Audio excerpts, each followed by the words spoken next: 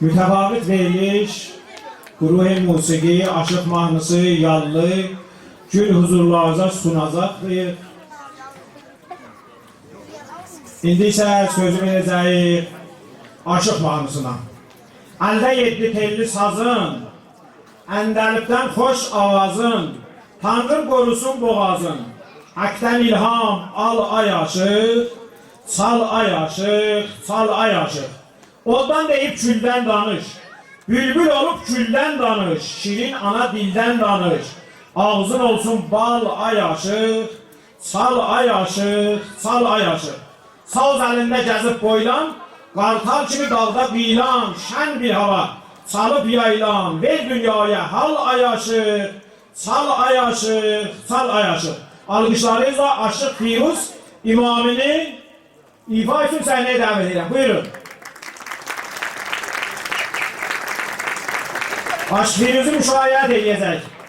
Firuz mədəni zənəfləri Balabanda.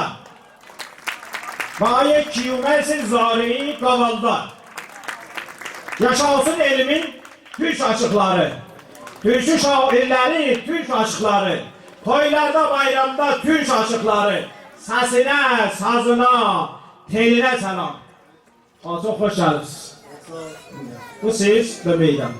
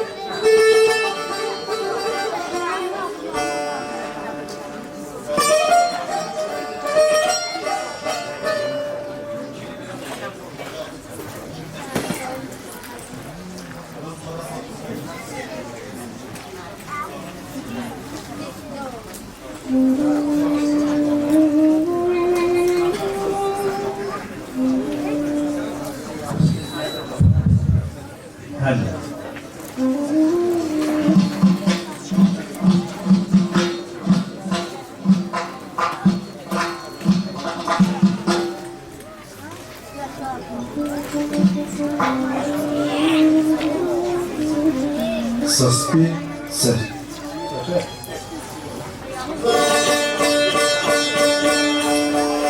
Hörmətli dəyərli qonaqlarımız, hamınız xoş gəlibsiniz. Bu gözəl fəzanı yaradanların sağlığı olsun.